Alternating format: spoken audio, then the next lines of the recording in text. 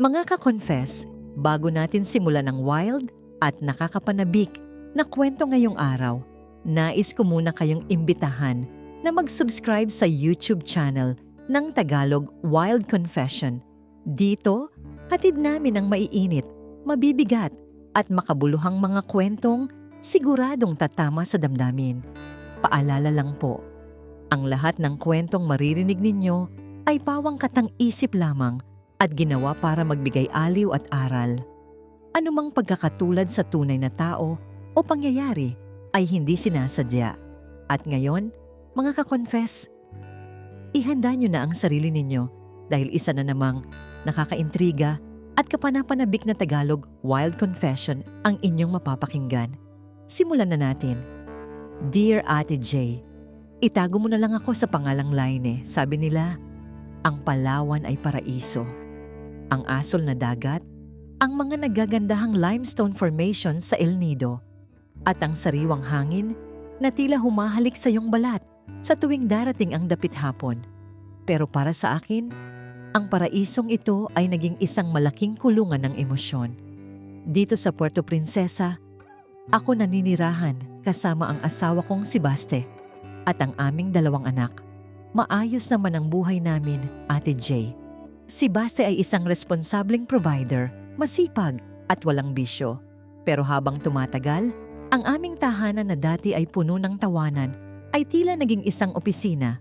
Puro schedule, puro bayarin, puro kumain na ba ang mga bata at nakalak na ba ang pinto? Nawala ang pagkukwentuhan, nawala ang pakikinig. Sa tuwing susubukan kong maglabas ng hinaing tungkol sa pagod ko sa trabaho o sa nararamdaman kong bigat, ang laging sagot ni Baste ay, "Pagod din ako, Line. Intindihin mo na lang muna." Hanggang sa isang Lunes ng umaga, pumasok ako sa opisina na tila pasa ng buong mundo. Nag-away kami ni Baste dahil sa maliit na bagay. Isang nakalimutang bayarin sa kuryente na nauwi sa sumbatan. Pag-upo ko sa desk ko, hindi ko mapigilang mapahikbi ng tahimik. Kape?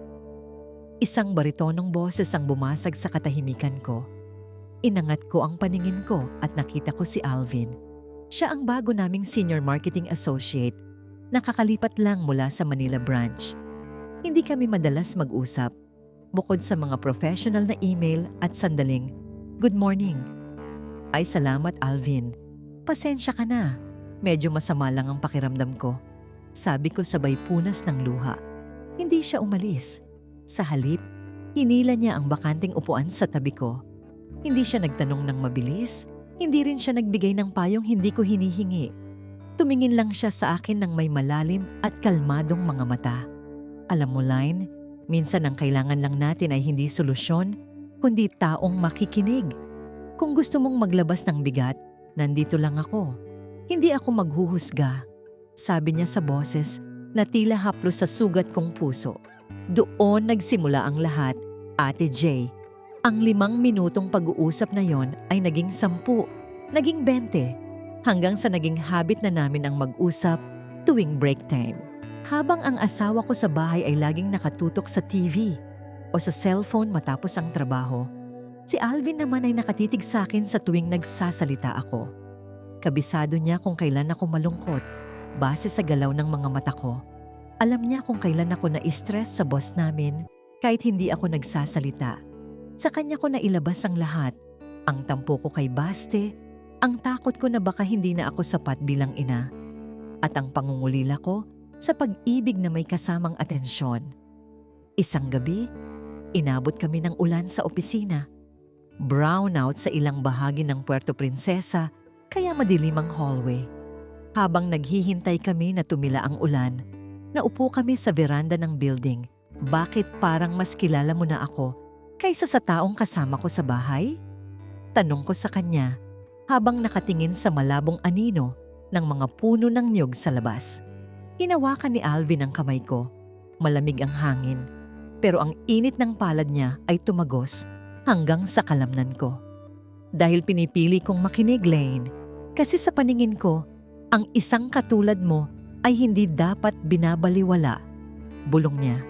Ate J, doon ko naramdaman ang isang bagay na matagal ko nang hindi nararamdaman kay Baste. Ang pakiramdam na nakikita ako, hindi bilang asawa, hindi bilang empleyado, kundi bilang isang babae. Pag-uwi ko ng bahay ng gabing iyon, nadatnan ko si Baste na natutulog na sa sofa, bukas ang TV at may platong may tira-tirang pagkain.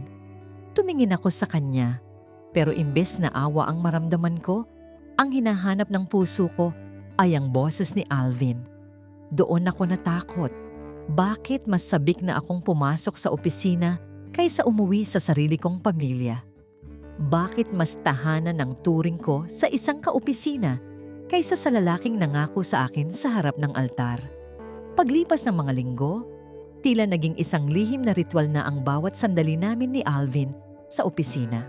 Sa tuwing papasok ako sa trabaho, hindi na ang mga tambak na papeles o ang mga deadline ang hinahanap ng mga mata ko, kundi ang pamilyar na ngiti niya sa kabilang cubicle. Doon sa loob ng malamig na aircon at tunog ng mga keyboard, bumubuo kami ng sarili naming mundo. Isang mundong malayo sa ingay ng mga anak ko at sa matitigas na sagot ni Baste. Naging mas malalim ang aming mga usapan. Hindi na lang tungkol sa trabaho o sa mga simpleng reklamo sa buhay. Nagsimula na kaming magbahagi ng mga pangarap na matagal ko nang ibinaon sa limot mula nang maging ganap akong asawa at ina. Isang hapon, habang naglalakad kami patungo sa parking lot sa ilalim ng nagbabagang araw ng Palawan, bigla siyang huminto. "Laine, alam mo ba? Pinapanood kita kanina habang kausap mo ang kliyente natin." Simula niya habang nakasandal sa kanyang sasakyan. "Ang husay mo. May apoy sa mga mata mo na hindi ko nakikita sa tuwing nagkukwento ka tungkol sa buhay mo sa bahay. Sayang. Sayang dahil parang doon lang sa loob ng office lumalabas ang totoong ikaw." Tumigil ang mundo ko sa sinabi niya. Tama siya. Sa loob ng bahay, ako ay si mama o si wife na laging pagod, laging nag-aasikaso at laging nasa background. Pero kay Alvin, ako ay si Laine. Isang babaeng matalino, may silbi at may sariling identidad. Dahil sa dalas ng aming pagsasama, nagsimula na ring makahalata ang ilan naming mga kaopisina. May mga bulong-bulungan, may mga makahulugang tingin sa tuwing sabay kaming lumalabas para mag-lunch. Pero tila naging manhid na ako. Ang tanging mahalaga sa akin ay ang pakiramdam na may isang taong handang makinig sa bawat buntong hininga ko. Isang Sabado, nagkaroon kami ng family outing sa isang beach resort sa Honda Bay. Kasama ko si Baste at ang mga bata. Dapat sana ay masaya kami. Dapat sana ay sinusulit ko ang oras na ito para makabawi sa pamilya ko. Pero habang pinapanood ko si Baste, naabala sa pag-aayos ng aming gamit at hindi man lang ako magawang lingunin o kausapin ng maayos, biglang nag-vibrate ang cellphone ko sa bulsa. Isang message mula kay Alvin. "Nakita ko ang post mo. Ang ganda mo sa suot mong dress. Pero bakit parang malungkot ang mga mata mo? Kahit nakangiti ka sa picture. Sana ako na lang ang kasama mo dyan. Siguradong hindi ko hahayaang mawala ang tunay na saya sa mukha mo." Napalunok ako. Lumingon ako kay Baste, na kasalukuyang nakikipag-asaran sa mga bata. Maayos siyang ama, hindi ko yung maikakaila. Pero bakit ang layo-layo na ng loob ko sa kanya? Bakit ang isang text message mula sa ibang lalaki ay mas nakakapagpabilis ng tibok ng puso ko kaysa sa presensya ng asawa ko? "Laine, halika na rito. Kakain na tayo." Sigaw ni Baste. Pero ang tono niya ay parang nag-uutos lang, walang lambing, walang init. Susunod na ako. Maikli kong sagot habang mabilis na nagtatype ng reply kay Alvin. Habang tumatagal, ang pakikinig ni Alvin ay unti-unting nauwi sa paghawak sa aking mga kamay, sa ilalim ng mesa, sa mga nakakalunod na titig sa tuwing magkakatapat kami sa pantry, at sa mga accidental na pagdikit ng aming mga balat na nag-iiwan ng kuryente sa buong katawan ko. Hanggang sa dumating ang isang gabi na kailangan naming mag-overtime para sa isang malaking project. 2 na lang kaming natira sa buong floor. Patay na ang karamihan sa mga ilaw at tanging ang liwanag na lang mula sa aming mga monitor ang nagsisilbing tanglaw. Ramdam ko ang tensyon sa pagitan naming dalawa. Isang tensyong matagal na naming kinikimkim. Tumayo si Alvin at lumapit sa desk ko. Hindi siya nagsalita. Inikot niya ang upuan ko para humarap sa kanya. Hinawakan niya ang magkabila kong pisngi. Ang kanyang mga hinlalaki ay dahan-dahang humahaplos sa aking labi. Laine, pagod na akong makinig lang. Bulong niya. Ang kanyang hininga ay mainit sa aking mukha. Gusto ko nang maramdaman mo kung gaano kita pinahahalagahan. Hindi mo ba nakikita? Iba ang turing ko sa'yo. Hindi kita kayang baliwalain gaya ng ginagawa niya. Sa sandaling iyon, alam kong dapat akong tumayo at lumayo. Dapat kong isipin si Baste, ang mga anak ko, at ang pangakong binitawan ko sa Palawan Cathedral noong ikasal kami. Pero tila napako ang mga paa ko sa sahig. Ang gutom ng puso ko para sa atensyon at pag-unawa ay mas naging matimbang kaysa sa aking konsensya. Nang dahan-dahang ilapit ni Alvin ang kanyang mukha sa akin, pumikit ako. At doon, sa gitna ng katahimikan ng opisina, naramdaman ko ang unang halik na hindi galing sa asawa ko. Isang halik na puno ng pangako ng kaligayahan, pero alam kong simula rin ng isang malaking pagkakamali. Kinabukasan, paggising ko sa tabi ni Baste, tila naging ibang tao na ako. Hindi ko na siya matingnan sa mga mata. Ang bawat halik niya sa pisngi ko bago pumasok ay tila isang parusa. At ang bawat I love you niya na dati ay wala lang sa akin. Ngayon ay tila isang malaking pasanin. Dahil alam ko sa sarili ko, mas hinahanap-hanap ko na ang presensya ng kaopisina kong palaging nakikinig kaysa sa lalaking binuo ko ng pamilya. Nagsimula kaming magkita ni Alvin sa labas ng opisina, sa mga liblib na kapehan sa Puerto Princesa kung saan walang makakakilala sa amin. Doon, naging mas matapang kami. Naging mas mapangahas ang aming mga usapan. Laine, paano kung iwan mo na siya? Tanong ni Alvin isang hapon habang nakatanaw kami sa dapit hapon sa Baywalk. Kaya kitang buhayin. Kaya kong ibigay ang lahat ng atensyong hinahanap mo. Hindi mo kailangang magtiis sa isang relasyong matagal nang patay. Napatingin ako sa kanya.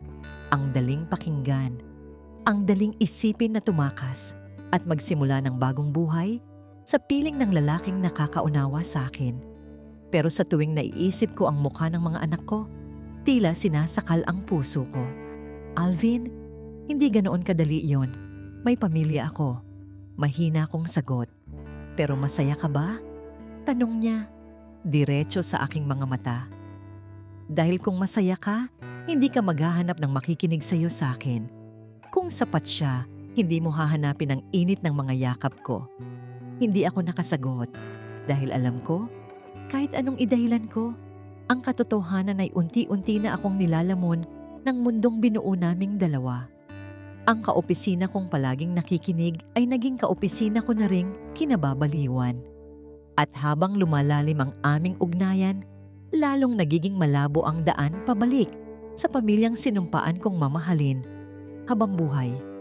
Ang bawat araw na lumilipas ay tila isang laro ng apoy na unti-unti nang tumutupok sa aking pagkatao. Hindi ko na mabilang kung ilang beses akong nagsinungaling kay Baste. Mga overtime na ang totoo ay dinner kasama si Alvin. Mga meeting na ang totoo ay nakao na sandali sa isang hotel malapit sa San Jose. Pero gaya ng lahat ng sikretong itinago sa dilim, kusa itong humahanap ng liwanag. Isang gabi, pag-uwi ko mula sa isang late shift, nadatnan ko si Baste na nakaupo sa hapagkainan. Hindi nakabukas ang TV, walang hawak na cellphone. Sa harap niya ay ang aking luma at sirang tablet na nakakonekta sa aking cloud account. Doon, bumubungad ang lahat ng palitan namin ng mensahe ni Alvin, ang mga litrato, ang mga salitang mahal kita, at ang mga planong pag-alis. Hindi sumigaw si Baste. Hindi siya nagwala. Tumingin lang siya sa akin na may mga matang puno ng pagod at sobrang sakit. Laine, kung sinabi mo lang na hindi ka na masaya, sana nagawan natin ng paraan. O kung hindi na talaga, sana hinayaan mo akong bitawan ka ng maayos. Pero bakit kailangang ganito? bakit kailangang sa harapan ng mga anak natin? Hindi ako nakapagsalita. Ang dila kong dati ay napakabilis magreklamo kay Alvin ay tila naputol. Nang gabing iyon, kinuha ni Baste ang mga bata at dinala sa biyenan ko.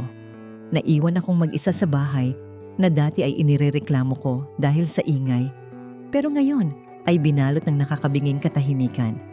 Agad kong tinawagan si Alvin. Umiiyak ako. Nanginginig ang buong katawan ko. Alvin, alam na ni Baste. Wala na ako. Iniwan na niya ako. Kailangan kita ngayon. Please, sunduin mo ako.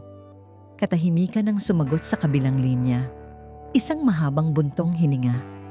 Lane, hindi ko inasahang malalaman niya agad. Sabi ni Alvin. Ang boses niya ay hindi na ang malambing na boses na nakikinig sa akin. Masyadong magulo yan. Alam mo naman ang sitwasyon ko. May pamilya rin ako sa Manila na inaalagaan. Hindi ko kayang pasukin ang ganyang kaguluhan sa ngayon. Ano? Pero sabi mo mahal mo ako. Sabi mo ikaw ang makikinig sa akin. Sigaw ko sa gitna ng paghagulgol. Nakinig ako, Lane. Pero hanggang doon lang yon. Hindi ko sinabing sisirain ko ang buhay ko para sa'yo. At doon, namatay ang linya. Doon ko natanto ang mapait na katotohanan. Si Alvin ay naging pandinig lang dahil kailangan ko ng tagapakinig. Pero hindi siya kailanman naging tahanan. Ginamit ko siya para takasan ang obligasyon ko sa bahay at ginamit niya ako para punan ng pagkainip niya sa trabaho. Nawala sa akin ang lahat. Nawala ang asawa kong kahit hindi perpekto ay tapat sa akin. Nawala ang respeto ng mga anak ko. At nawala rin ang lalaking inakala kong magliligtas sa akin. Ngayon, habang nakatanaw ako sa dagat ng Palawan, napagtanto ko na ang pakikinig ay walang silbi kung ang pinapakinggan mo lang ay ang sarili mong makasariling hangarin. Mga ka-confess, yan ang kwento ni Line. Isang paalala na ang tunay na pakikinig ay nagsisimula sa loob ng sariling tahanan bago ito hanapin sa ibang kandungan. Mga ka-confess, at dyan na nagtatapos ang ating kwento para sa araw na ito. Maraming salamat sa inyong walang sawang pakikinig at pagsama sa amin sa bawat emosyong ating pinagdaanan sa kwentong ito ng Tagalog Wild Confession. Sana ay may napulot kayong aral na magsisilbing gabay sa inyong sariling mga buhay at relasyon. Huwag po nating hayaang mabulag tayo ng panandaliang ginhawa kapalit ng panghabang buhay na pagsisisi. Bago tayo tuluyang magpaalam, muli ko kayong iniimbitahan. Kung nagustuhan ninyo ang ating kwento, huwag kalimutang mag-subscribe dito sa ating YouTube channel ng Tagalog Wild Confession. Pindutin na rin ang notification bell para laging updated sa ating mga bagong upload. At huwag nyo rin kalimutang i-follow at i-like ang aming Facebook page na Tagalog Wild Confession para sa mas marami pang updates at mga kwentong tiyak na tatama sa inyong puso. Muli, maraming salamat sa inyong oras. Hanggang sa susunod nating kwentong puno ng wild na katotohanan at aral, ingat po kayong lahat, mga ka-confess.